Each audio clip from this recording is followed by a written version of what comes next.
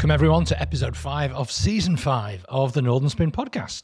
My name's Michael Taylor. By day, I'm the editor of thebusinessdesk.com in the Northwest.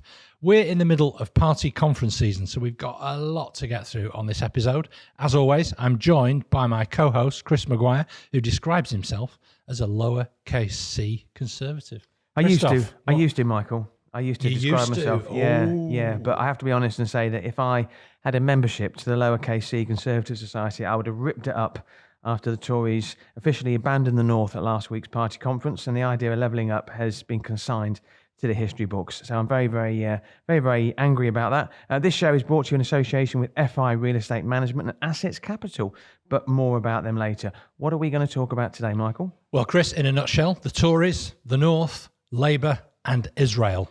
But rather than just rehash the shambles, which was the Tory party conference, we're going to focus on the North's reaction to it, both in the media, from political leaders, from business figures, and, which is the whole reason why, really, that you came up with the idea of us doing this podcast, wasn't it? 100%, yeah. 100%. And that's why I feel angry for, because I think the North has just been abandoned.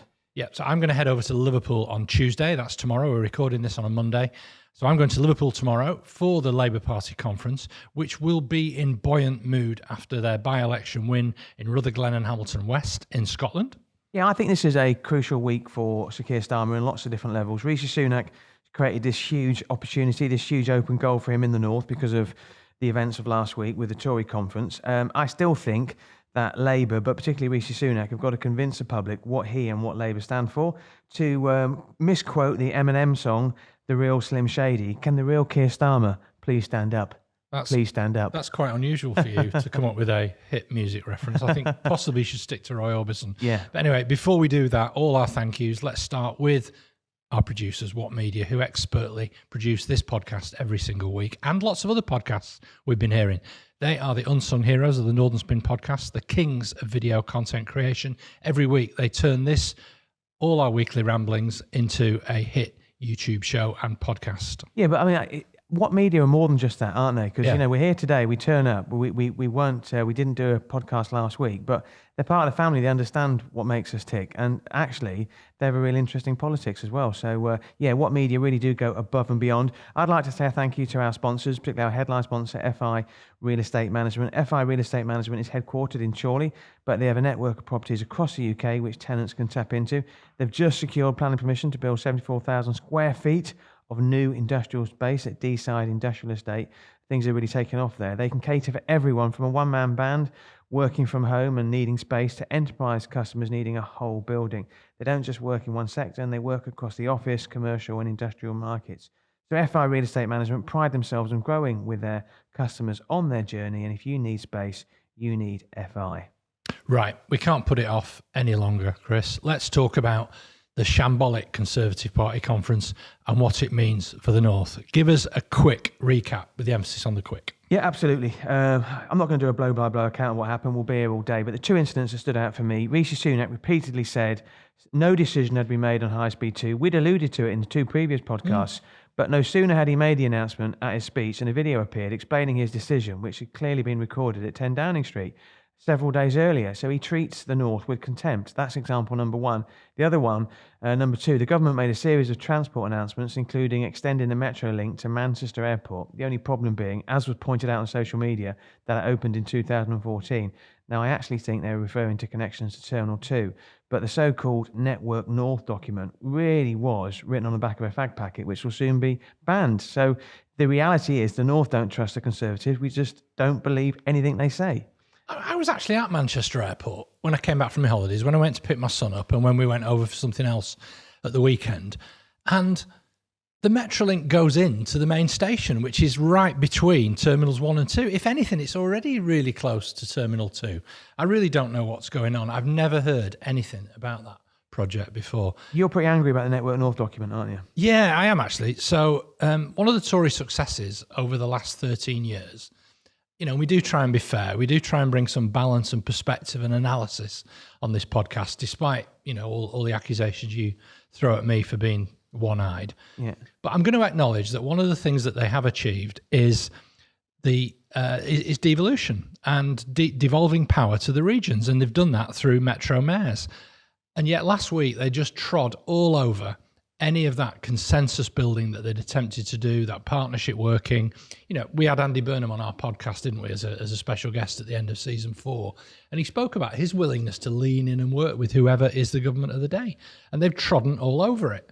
I think it's shambolic. And like I said, I don't recall the Airport Terminal 2 ever being mentioned, but there are genuine moves to get in the tram to go to Stockport, for instance. The borough bordering Manchester, the only Greater Manchester borough that borders Manchester that doesn't currently have Metrolink. But by not mentioning that, a regional priority, and vaguely Googling some other random places, they just made it seem like what it is, which is just a vague wish list. It oozed contempt for the people of the North. And it was, by some distance, the worst document I've ever seen issued by a government department.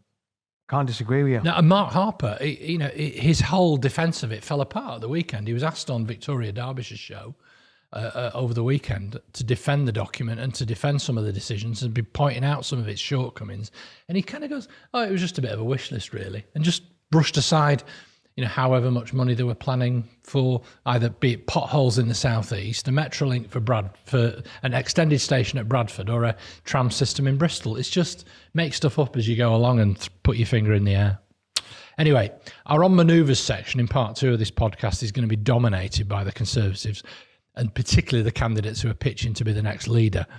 But Chris, you want to talk more about the North's reaction to Tory conference? Yeah, and there was a visceral reaction to it, but that was before the actual election. That was before the conference started, because the Conservatives have been saying we're not going to talk about High Speed 2. We're not going to say anything.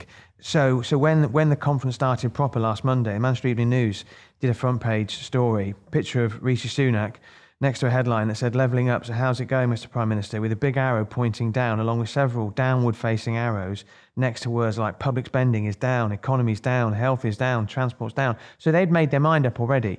There's always been this unwritten constitution, this unwritten convention among regional press that you stay really apolitical as far as you can. I always did when I was the editor of the Chorley Guardian. Clearly not the same size as the Yorkshire Post, but their editor, James Mitchinson, who we've mentioned on this podcast before, after the High Speed 2 was binned off, he tweeted, "You and your circus of smiling liars can rot in hell." And the second tweet was 13 years of being robbed. Apparently we need to change, and Rishi is a man to lead that change. Shut up, go away. You've snatched away our last chance, you posh, privileged, rich, disconnected egotist. Now, I don't agree with the language that James used there. I don't think he should be using that as the editor. But you can understand why he and the Manchester Evening News and other papers and journalists and the media generally, like the Guardian and the northern-based journalists, are so angry at the Conservatives. Well, I'm pretty angry too, but I think the editor of the Yorkshire Post needs to watch his language a bit. I think that is dangerous talk. I think he's crossed a bit of a line there. That's massively hypocritical from me. But I take your point. When I was editor of the same magazine that you and I edited it, I kind of left the Labour Party. I left any involvement in local politics. I felt that it would have restricted my ability to be critical of the government of the day, because of course we had a Labour government at the time. Pretty quickly into my editorship, we had a massive, we were pro the Northwest. We were sticking up both for rail infrastructure improvements, the relocation of something called the synchrotron to Oxford, Rutherford, rather than to Daresbury, which was a big campaign at the time. I remember Richard Leese standing in St. Peter's Square, railing at Alistair Darling with a banner saying, "Move over, Darling." That seemed like a betrayal at the time, and not taking the Northwest and Greater Manchester seriously. I think you've got to pick your fights and pick your campaigns, but you've also got to do so with the use of judicious language when you're in a role like that. I was criticised last week for our coverage of HS2 because, frankly, we opened the coverage by saying mixed reaction from local business leaders to HS2 reversal. It wasn't mixed. It was universally hostile from everybody, and you saw the picture of Andy Burnham held a press conference at the very place where George Osborne launched the Northern Powerhouse, where the Museum of Science and Industry, where Boris Johnson reiterated the commitment to Northern Powerhouse Rail, and he was surrounded by, I noticed in the background, yes, Bev Craig, the leader of Manchester City Council, but Chris Oglesby. He's a One Nation Tory. He's from a Tory donating business, Bruntwood, in the past. He's very pro the city. He's very pro anything that advances the North. It's in his own business interest to invest in the North. But he's essentially a one-nation Tory. Also there was the guy from the Federation of Small Businesses. Usually, they were at the forefront of the campaign against Andy Burnham's Clean Air Zone. They represent angry white van man. I'm going to possibly mischaracterize them. So this idea that that we would bias towards a Labour line on it is wrong. Because I just didn't hear any voices defending that decision from business. And that's the reason why I think we've got to stand by our principles and say, James Minchin, I think he's done a fantastic job as the editor of the Yorkshire Post, but there is a line, and if you overstep that line, then you get accused of not being impartial. The challenge that you'll always face, given your Labour allegiances, and in fairness to you, you've always been fair, is that people will throw that at you. I want to mention something. I can't reverse that now. I left journalism. Yeah. I went into politics in a more fulsome way. I stood to be a candidate. I'm not going to try and pretend none of that ever happened, but I will be critical of any Labour leader, be it locally or nationally, and despite what my instincts are. And to be fair, Chris, I left the Labour Party at one point, particularly over the issue of anti-Semitism and the direction it was heading in under the previous leader. I spoke to somebody recently at the BBC, a big cheese, and they were talking about their frustration at the BBC's coverage of Brexit. And they said that every morning they had to go out and organise a vox pop to get both sides of the story. Now, everybody was, they had to find somebody who was in favour of Brexit. And they knew that what they were saying wasn't true, but they reported it anyway because the edict from above was you need to get that view from somebody that's not talking sense. What you've got in this situation with High Speed 2, taking out some of the North East MPs and some of the North East politicians who had no interest in it because it didn't go as far as the North East, is you had universal anger against the decision to abolish High Speed 2. Not just for High Speed 2, but the message it sends out to the North. But Henry Morrison, Chief Executive of the Northern Powerhouse Partnership, we've interviewed him ourselves, and he's always been quite careful with his language. But he said he thinks the high-speed announcement could set the North back 100 years. He's completely gone the other way now. He realises, the genie is out the bottle. And there's no what putting it happened back. last week? So this whole idea that capital cities can get overheated, regional economies are the way to level up a nation. A country did that last week. Indonesia announced they actually unveiled for the first time and ran trains along their own high-speed line that linked Jakarta, which is an overcrowded, overheating capital. For anyone who's ever been there will know that. To its the Silicon Valley of Indonesia, to open up newer economic opportunities as part of China's Belt and Road global initiative. So what Sunak has effectively done is say, well, we can't do stuff that's too difficult. Indonesia can do it. I was in Israel the week before, which we'll talk about later. Yeah. They've got a high-speed train link that goes right into the heart of Jerusalem, one of the most ancient cities in the world. And yet somehow they've built a modern high-speed rail that goes into that city with a tram system as well. Yeah, that a city like Leeds can only dream of having. But Sunak wants to be seen now as being the friend of the motorist because he thinks that will win the next election. But this is it, Chris. Everything he spoke about last week wasn't a serious agenda, a serious vision of the future. It was all about prosecuting these culture war arguments. His language on trans people was absolutely disgraceful.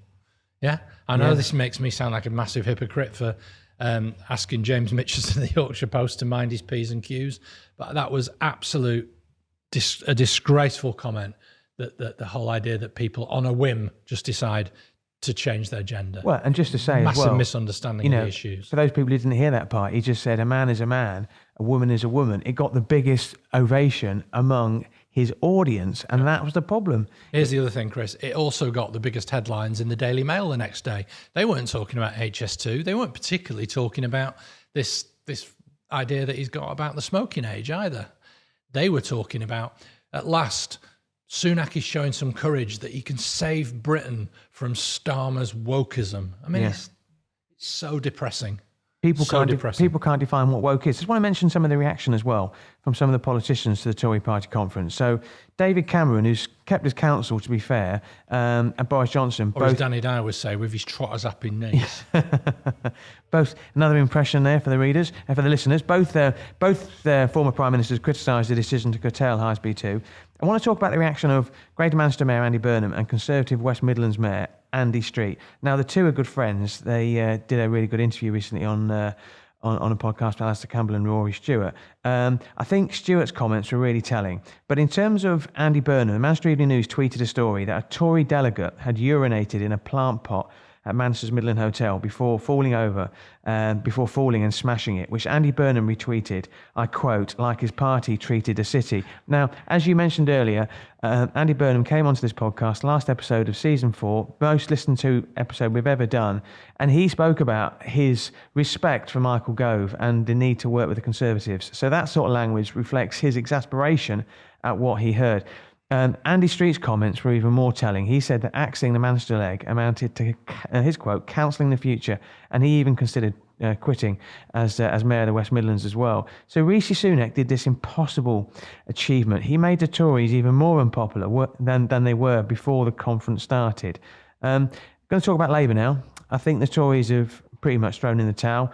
We're going to talk about on manoeuvres, all the people who want to be the next leader of the Conservative parties. Is Labour going to fund High Speed 2? Well, I think that's exactly the kind of question that they wanted to pose to the Labour Party as they start their conference this weekend, as they have started their conference this weekend. It's that all of the announcements last week were just short-term political traps, rhetorical devices. I think Labour have got a big agenda to convince the British people that they're responsible. I think the events in Israel have reminded people that they were led by someone who quite dangerous and quite against most people's political instincts in this country until quite recently. I think the Tories are going to be banging on about that this week. I think the media doorstepping Jeremy Corbyn and asking him about the situation in the Middle East I think that's going to really queer Labour's pitch during this conference, actually. But if Keir Starmer hadn't lanced the boil that was Jeremy Corbyn, then everything that's happened, well, he's gone a long way. Yeah, he's gone a long way to doing it. So it means that he can at least try and pit some blue sky thinking between some blue sky between him and Corbyn. The problem is, of course, that sort of the Tories will say you were a Corbynist loyalist in the day. So let's just reflect then on what Labour want the agenda to be and what they want the news cycle, because obviously we were very critical about how the Tories messed up in Manchester last week and they had no control over the news agenda at all. They completely lost it. The FT have already called, the Financial Times that is, have already called the conference Davos on the Mersey, given the sheer weight of business figures lining up to attend the conference and go to meetings. They had a Small Business Sunday event on yesterday, this being Monday. The waiting list to attend it was absolutely enormous. You've had endorsements from the Federation of Small Business, from the British Chambers of Commerce, and loads of other business leaders attending the conference who want a dialogue with what they see as a government in waiting. Now, I know you, Chris, like to peddle the nonsense that Labour has no policies, that Keir Starmer doesn't stand for anything, but it's starting to look comprehensive and serious. I was really impressed with the interview that Angela Rayner gave over the weekend. Not the one where her mum interrupted her with a phone call, but really talking in quite forensic detail about the very specific legislative timetable needed to be put in place to change workplace dynamics, to get rid of 0 hours contracts, to the steps that are going to have to be taken in order to achieve that. I think that's the sort of language that unions want to see, which should make a much smoother ride at conference, less noise from Sharon Graham and Mick Lynch about their protestations. And at the same time, they're going to have to reassure business that it's about stability and not just about siding with the unions at this time of, let's face it, a cost of living crisis that's encouraged a lot of people to demand higher pay rates. Yeah. So, I mean, I know what you're going to say. So say it. Go on. No. It's. I think the thing with Labour is, and I've spoken to people who you describe as Conservative voters who don't think they can vote Conservative. Certainly for the time being, the Conservatives have reached the end of the road. There's no goodwill attached to them at all anymore. So it's a question of I'm not going to vote a Conservative, so actually I'll vote Labour. But Labour have got to give a compelling reason as to why they should be voted for. Now, you messaged me over the weekend with details of Labour's 116-page document. Yes, and I threatened to read it out every time you said that Labour have no policies. Yeah, and that, they've said, will form the basis of the next Labour government. But the point still remains, and it is a legitimate point. What does Labour stand for? Now, I looked at some of that 116-page document, not all of it, I'll confess. It was a bit woolly. I think if Keir Starmer can strike, and I think his speech on Tuesday, which you're going over to listen to, if his speech on on Tuesday can create a vision and create an aspiration, then I think he can win over some undecided voters. But I listened to a podcast this morning on Monday driving into Manchester, and they were talking about Tony Blair. And obviously the relationship between Keir Starmer and Tony Blair is so much closer now than it ever was before. And they said that when it came to 1996, the year before the election, if Tony Blair had a choice between having an argument or having a fudge, he always went for the argument. He said, because we have to be clear in our message to the public. That's what Starmer's got to do. Starmer has got to be, he's got to stand up, and actually he can't be afraid to have an argument. Yeah, he's got to be everything the Tories weren't last week. And the Tories had absolutely nothing to say for young people. What do young people want? They want security of the potential of a job and a career. They want to know that somebody's doing something about protecting the planet from the effects of climate change. Sunak didn't mention any of that. They just sort of rode back on net zero commitments. They are targeting swing voters who might be tempted to vote Labour in red wall seats and in the south of England. They've taken all their cues from the Uxbridge by-election, which showed that some of the short-term measures around net zero are quite unpopular when they're actually delivered. But they had nothing to say for young people in that vision of the future, apart from some of the rhetoric around rip-off degrees. But that's just ultimately going to deny young people the opportunity to go to university, because they're just, again, treating another important contributor to our economy as a political football. But I think the housing issue is a good one, that Labour can show their difference, that they're in favour of working with property developers, working with local councils, and therefore serving the needs of young people for whom there is a massive housing shortage, and to bring rents under control. Making developers commit to building social and affordable housing as a success dividend, in contrast to the situation we've got at the moment under the Tories of the department giving money back because the Tories have completely given up on housing targets.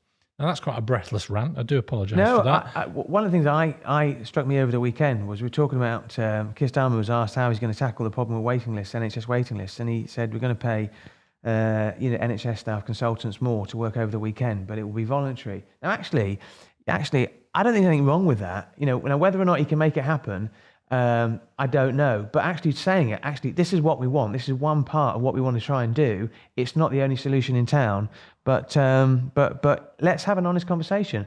And I think on that note, we're going to go to a word with our sponsor, Assets Capital, and a quick interval.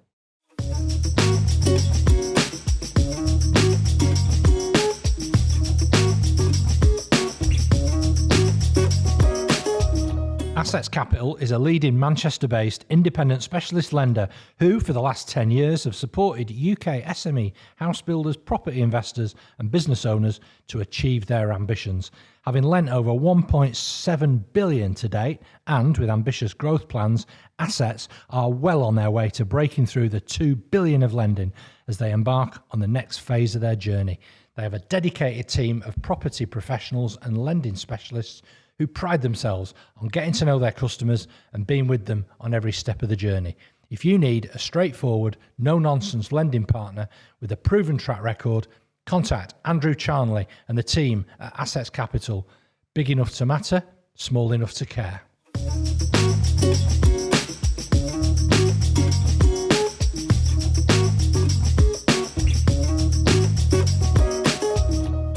Welcome back to part 2 of Northern Spin. Now, this week we're talking about on manoeuvres. We always do that in the second part of the show. We've basically decided the whole of the Tory party were on manoeuvres at their conference. But let's have a look at anything to see here, which is the other part of part 2 that we always do.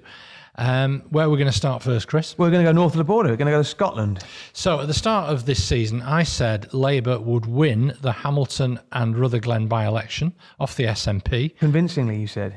I did, yeah. I felt very confident they'd do that. And they did. No greater authority than Sir John Curtis, the godfather of political polling, has said that this is hugely significant.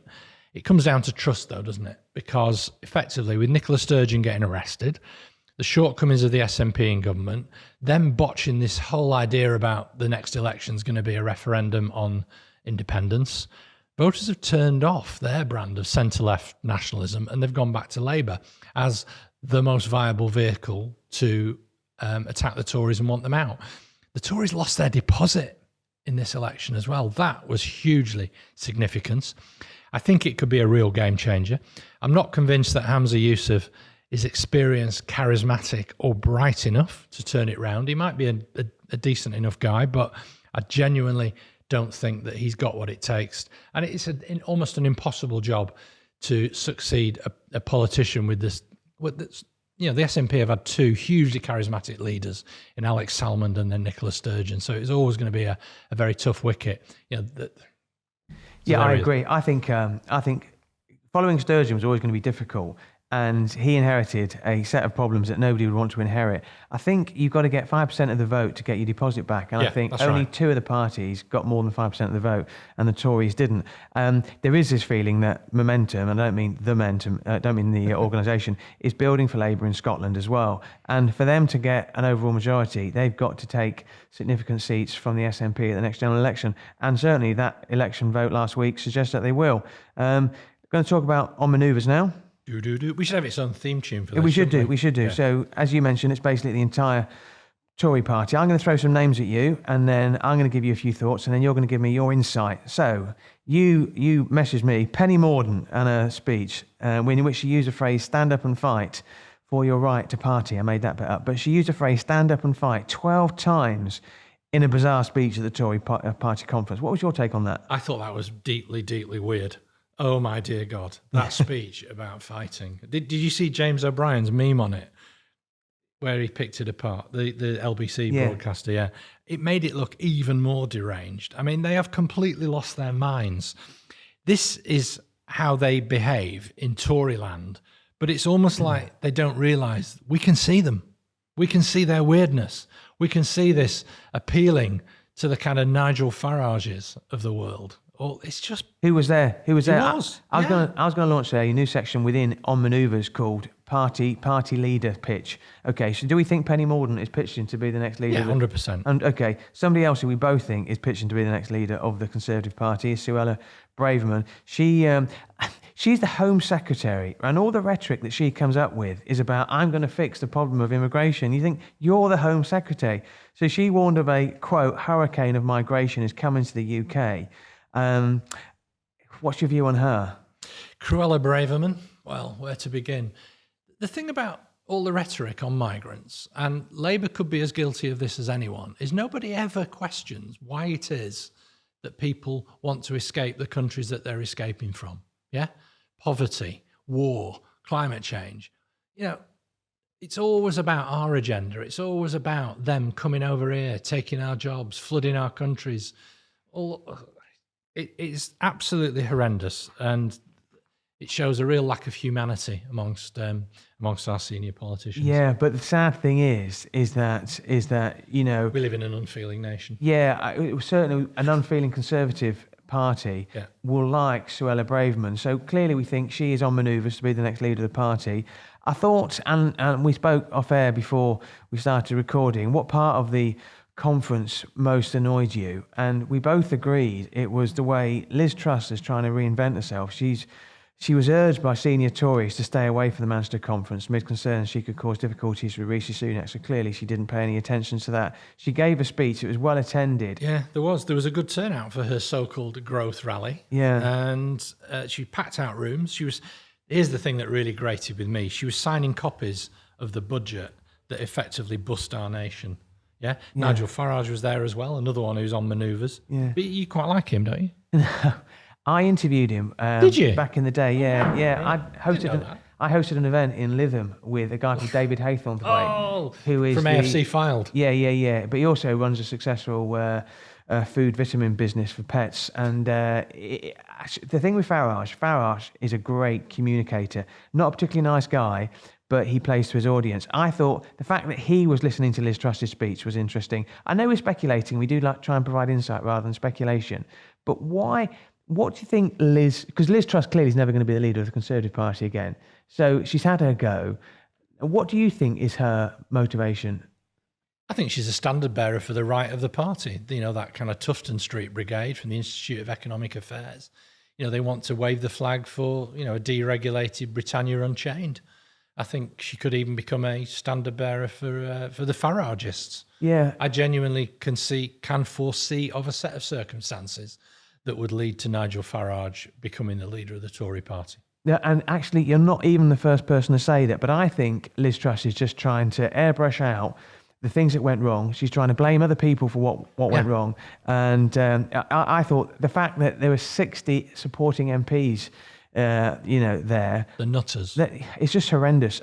Anyway, tell me about the Northern Research Group of backbench Tory MPs. Normally this passed me by a bit. Yeah, normally we name individuals, but the Northern Research Group is made up of a lot of MPs from the North. Who are going to lose their seats. Absolutely. And they won this so-called, a lot of them came from the Red Wall 2019 when Boris Johnson swept to power. They can see the writing on the wall. I think the MP who's the chairman of it is John Stevenson.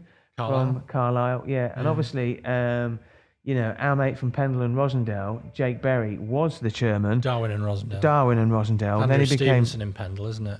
That's right. Right. Are they all right? I don't know. What do you think of Jake Berry? I'm not a fan. But of course, he swept to power and he became the chairman of the party under Liz Truss. So anybody who associated with Liz Truss at the time and was willing to stand up on her behalf and speak on her behalf, then you loses credibility in my eyes. I think the Northern Research Group can see the fact that, they are in the last chance saloon. They've spoken about having a dedicated minister for the region. I mean, once again, it's soundbite politics. It's not going to happen. Somebody that you've spoken to this week, and I thought what he did was quite interesting, and I didn't agree with it. Sacha Lord, the nighttime economy advisor for Greater Manchester, has become even more political. He joined the Labour Party not so long ago. He filled Manchester with huge billboards slamming the Tories amid their party conference, claiming the government, quote, left millions out to dry in the events industry during the pandemic. I don't think anybody would dispute that. But what don't you agree with? Well, the fact is that he's turning the clock back to something that happened 18 months ago. And Sacha Lord is becoming more political. Sacha Lord, should the role of a nighttime economy advisor for Greater Manchester be apolitical? Yes or no? He can do what he wants. He's not restricted by that. I mean, he advises the Labour mayor on issues regarding the economy. He's got more political because the more he's involved himself in the political system, he's seen it for what it is. Do you think Sacha was right to have these great big adverts emblazoned around the Tory conference? Let's just be absolutely clear. He took out an advertisement overlooking Tory conference on one of those digital billboards that got taken down after a day, raising the issues about how the government let down self-employed people, and then he paid for these vans to go around this city. But yeah, I had a chat to him over the weekend. It was really interesting. About some of the campaigns that he's thinking of doing. He's also a big fan of this podcast, by the way. Is he going to come on the podcast? Yes, he said he would. Good. Yes. Well, I'd like to have him. Yes. Anyway, let me finish. The significance. You sound like a politician now. Let me finish. I know. Okay, I'll let you finish, Michael. Can I finish? Yeah. Anyway, the significance of all these right-wingers, not Sacha Lord, on manoeuvres, is it's all about the long-term grappling for the soul of a shattered party. The weird right, the thick right, all of them in that room, the few thousand people who lead local associations, who ultimately shape and then elect the leader of the party. But also, most significantly of all, was what was the headline in the Daily Mail the next day. It was, like I said before, it was all about how Rishi Sunak can save the country from Starmer's woke agenda. I mean, they have completely lost their minds. That's what it's all about. Culture wars. It's all tactics, no strategy. And I've been very critical of Sunak's lack of political nous, but this has just taken it to the other extreme. But do you actually think that Sunak wants to do this? Or do you think that, because I think, and I've spoken about it, I think Sunak fundamentally has got integrity, which Boris Johnson and Liz Truss haven't got and never did have. And I think what he did for the first year is he stabled the ship. But I think he's looked at the numbers now and he said, right, you're going to see the real slim shady Sunak stand up, and he's going to take his cashmere jumper off. And then somebody analysed the Tory conference, and it was, these are the things we are not going to do. Okay, so let's sum up. We are not going to allow vaping. We're not going to allow smoking. We are not going to do high speed 2. We are not going to have A levels. These are the things we are not going to do, as opposed to a party that sold us an aspiration of the things that we could do. Yeah, well, that's in a nutshell. Supposedly, that's what small C conservatism is all about, isn't it? It's about defending what we've got that we like, and also, articulating a positive vision for the future and supporting business. And yet I didn't pick up anything at all. One could buy into the vision of, a successful Silicon Valley, Stanford educated, self-made man who's done all those things. But I think he's ditched that now. I think he's ditched it because it wasn't working. And I think he's just become like Johnson and Truss. He's just going to fill in potholes. We always have a section called Anything to See Here. And there was a couple of stories that caught my eye last week beyond the Tory party conference. We've spoken a lot about Andy Burnham's B Network. And Liverpool City Region's Mayor, Steve Rotherham, has announced that they'll be refranchising their buses too. Only the second region outside of London to do that. The first one, of course, being Manchester. Anything to see here? Yeah, definitely. I think buses are big news. I think more people use buses than use trains, but people who use trains tend to be in white-collar jobs who are with access to the media and can articulate their rage a lot more on social media. I think buses and making them better, more efficient, is altogether a good thing. I thought it was interesting that Steve Rotherham, incidentally, announced that during the party conference, the Conservative Party conference, ahead of the Labour one. I think that might have been a timing about the schedule of local government. Yeah. Anyway, it doesn't matter. What else? Private Eye, you're a big reader of Private Eye. I always say to you, Michael, just watch your words because we don't want to get into trouble legally. But we talk about this. Teesside Mayor, Ben Blocker-Houchin. I actually have got multiple Twitter accounts, actually X accounts, formerly known as Twitter. But obviously he still blocked us. But Richard Brooks, who's the investigative journalist at Private Eye, he's made a number of new claims about what's happening at Teesside Freeport and the role of Ben Blocker-Houchin, including a £13.9 million commission that they've declined to explain. Houchin, normally so prolific on Twitter, has been very quiet on the story, and it hasn't, I noticed, been picked up by anyone else. Now, Houchin's consistently denied any wrongdoing. As I've said before, Mr. Houchin, Blocker, you are welcome on this show to put your side of the story forward. Do you think there's anything to see here? Yes, I do. As I read that piece, it's very forensic, it's very detailed. It makes the very serious point that the rewards, but less risk, are heading towards two businessmen behind a company called Teesworks, very much against the spirit of what Houchin said on Newsnight when he defended himself in the way that you were quoting there. And Richard Brooks makes the allegation that this is smoke and mirrors and Enron-style accounting. Now, that's a big... one for the teenagers there. Yeah, no, that's a big claim. That was an energy company that went bust in the early 2000s, by the way, kids. I think the message, though, is to Ben Blocker-Houchin is this story's not going to go away. And, it's going to keep coming back and back and back. So well done, Private Eye. And on that note, let's go to another break.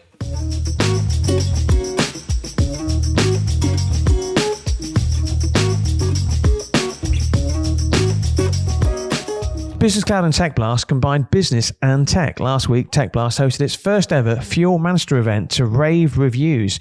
Fuel Manchester is a two-part event starting with a business breakfast and finishing with a cohort of businesses coming face to face with some of the biggest names from the northern business sector. You could feel the excitement in the room. Tech Blast is your launch pad for growth.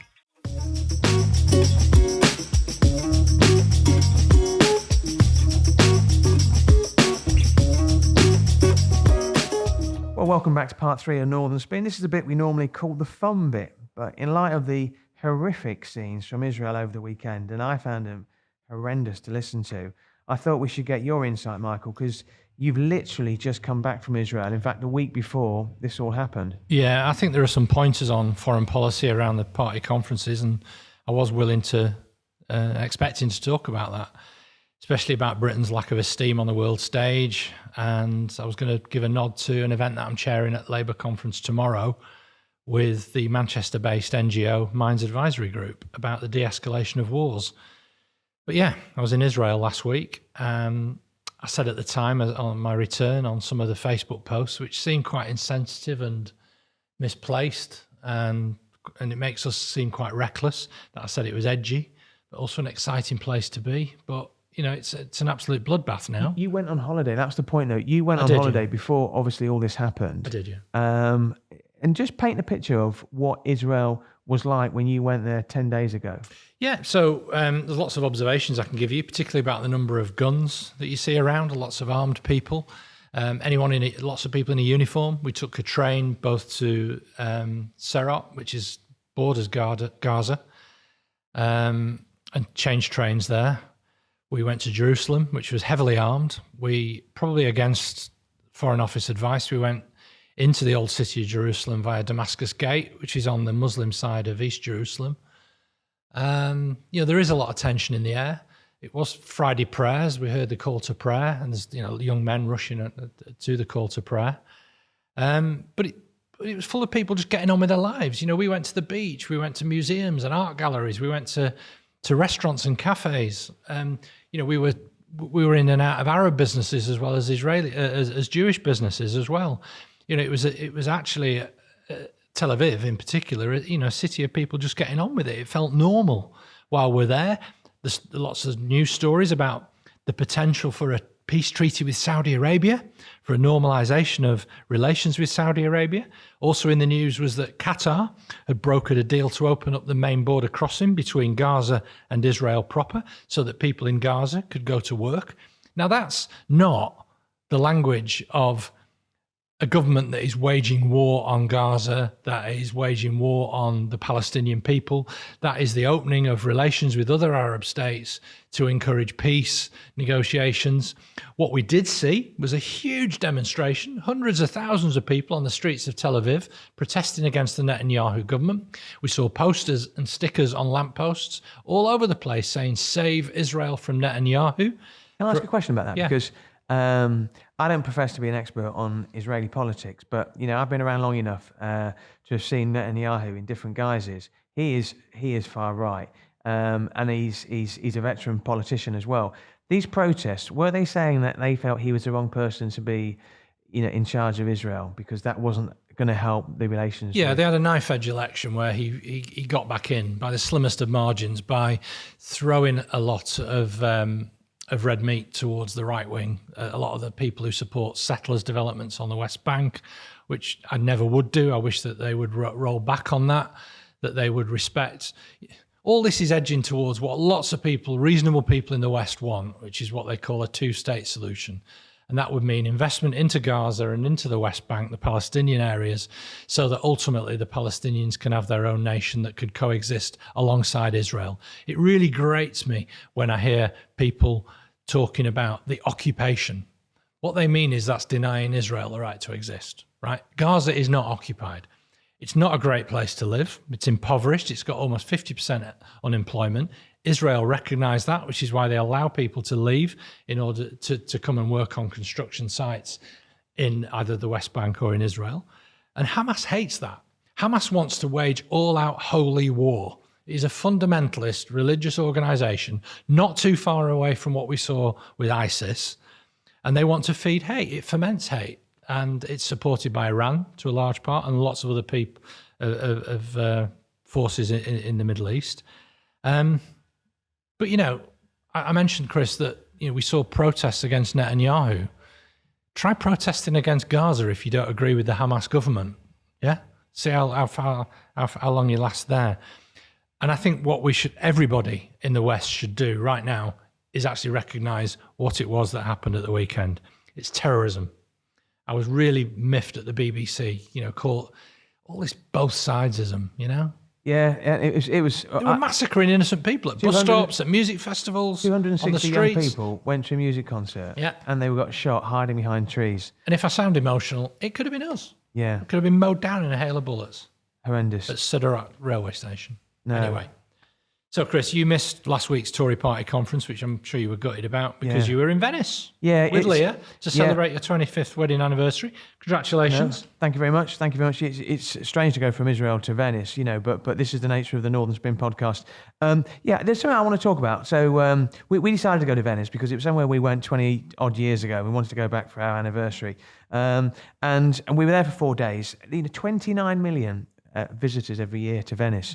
It's phenomenal. That was before COVID, and they're pretty much back to pre-COVID levels as well. We hear a lot about climate change as well. Venice is sinking by 1 to 2 millimeters a year. That doesn't sound like a lot, but over the course of a decade, that's a significant amount.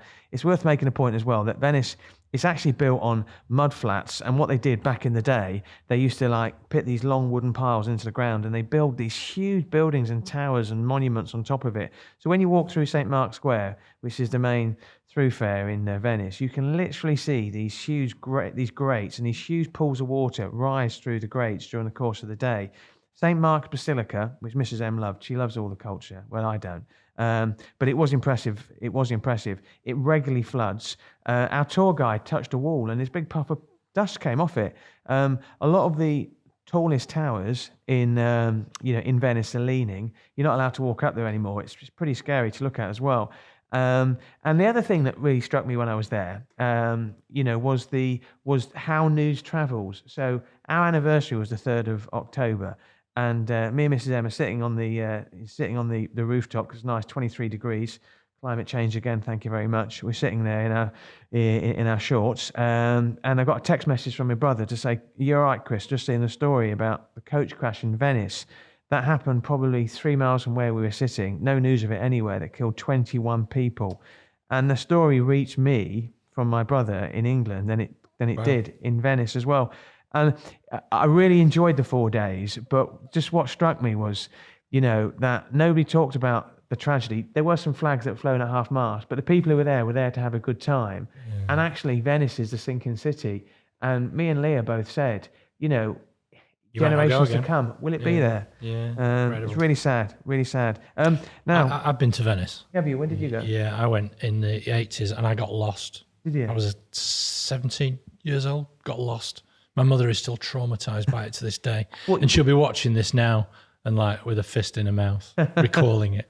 Well, we found you. Now, this podcast wouldn't be the Northern Spin podcast that our listeners like if we didn't talk a little bit about football. But there was a very sad news story last week. About the death was the Manchester City legend Francis Lee passed away. I saw there was a great post that my friend David Parkin did, ex-business editor of the Yorkshire Post and the founder of the Business Desk, did a great post about a dinner that he hosted where he invited Francis Lee to come along and reenact his big on-pitch punch-up with Norman Hunter. They got Norman Hunter to come along and talk about it. And it was a really warm tribute to both Norman Hunter, who's passed away during COVID, and Franny Lee. He wasn't just a footballer, though, was he? He was a businessman. No, he wasn't. No, he wasn't. I interviewed Brian Horton about 2 months ago, the former Man City manager, who actually got sacked when Franny Lee was the chairman of the club. And he said Franny Lee was a business person. He looked at football. He made business decisions. They brought somebody else in as the manager. He's pretty brutal. But as well as being a top footballer, he became a successful businessman. He's referred to as a toilet roll millionaire. He used to run Bolton-based a paper recycling firm called F.H. Lee, which, when I did my research over the weekend, once employed a certain comedian called Peter Kay. No. Absolutely. You couldn't make it up, could you? Very good. Anyway, a few other things in the fun section. Since we've last met, I've done an event with my old mate Tom Hetherington, the go-to guy on all things food in the north. Now, he reminded me of the Manchester delicacy of rice and three. And my question is this a uniquely Manchester thing, right? Is it? What is a rice and three? It's rice and then three curries. Right. Have you ever had that? No. Now, my favourite in the northern is it in fact uniquely a northern quarter thing. My favourite is probably a cafe called Cabana, but there's also the original and the best that they claim is from another cafe called This and That. Cabana also do a really mean grilled lamb chop. But do they not do rice and three at the Harvester in Chorley, Chris? Well, you keep criticising the Harvester in Chorley. I'm not criticising. Okay, you know there it's is just an your open favourite invite. place. There is an open invite for you to dine at the Harvester in Chorley. Just let me know. I can pull a few strings. This is the Ivy of Chorley, is the Harvester. Now, a couple of TV programmes and podcasts. We always like to share a few things that we've seen recently. I started watching the Beckham documentary on Netflix. Okay. I thought, the thing is, with David Beckham for a long time, I know he's courted publicity, and I know he did the big spreads in Hello and OK Magazine for money, etc., etc. But he didn't go on social media for a long time. And he's sort of, obviously his kids have grown up and they've become celebrities by virtue of being, the Beckham's son or daughter. Yeah. Didn't know what to think about it. Clearly, there were certain areas where they sort of gloss over. I've only watched the first 1.5 episodes, really enjoying it, and my wife's enjoying it as well. Is it a series or a one-off? I think it's 6 episodes of a one-off series. I think I've only got to the second episode. Right. 4. Is it 4? So it turns out James, who is one of our people here at What Media, and is a big David Beckham fan. But I wouldn't be surprised if he's got a tattoo on his body somewhere. But another football story. I want to give a quick shout out to a businesswoman called Michelle Harness, who is the new owner of Scunthorpe United, who have been going through some horrendous times in recent years. So good luck to her. That's right. It was a massive story on thebusinessdesk.com actually in the last week or two. Our editor in the East Midlands, Sam Metcalf, has been all over it, the various twists and turns. It's been a very popular story. Now, I believe you had some holiday reading you'd like to share with us as well, Chris. Yeah, it's a little-known book from a little-known author called Michael Taylor, and it's called, is it 40 by 40? No, it's 40 by 40. 40 by 40. I did. Is it 40 by 40? It's a pun on the word 4x4, which is the preferred mode of transport for people of Cheshire, about whom the book is written. And it's about a guy called Roger Cashmore. If you had to describe Roger Cashmore to our listeners who don't know who he is, how would you describe him? Abhorrent. Abhorrent. Grotesque. And he's just obsessed with making money. Yeah. And you previously did a column in a previous publication that we both worked for about Roger Cashmore, and you turned it into about 340-page book, I think. 100,000 words. Yeah. And of which many of them begin with F and C. They did. I agree. There were a lot of swearing in there. Yeah. And I have to say that there was a lot of, extramarital affairs, it would be fair to say as well. I'm basically going in a pen and I'm circling every name and I'm thinking, who does that remind me of? Yeah. And for legal reasons, I can't discuss that. I got kicked 3 times by 3 different people who all said, "Oi, what's this about a book you've written about me?" I can guess. By narcissistic people who think the book was about them. And my response always was, if you think it's about you, you're probably right. Yeah. And the other thing I used to say was, the book might not be true, the book might not be real, but it's all true. Yeah, it was. Because there are real people in it as well. No, absolutely. I mean, Sam Allardyce gets a mention as well. Yeah. So no, I'm halfway through that book. What are you reading at the moment? I read a book called Marrow, which is about it's like The Godfather, but about the history of Israel. And there's a great quote from the founder of the State of Israel, David Ben-Gurion, who said, "Our country could not be considered a real country until our prostitutes and gangsters conduct their business in Hebrew." Right.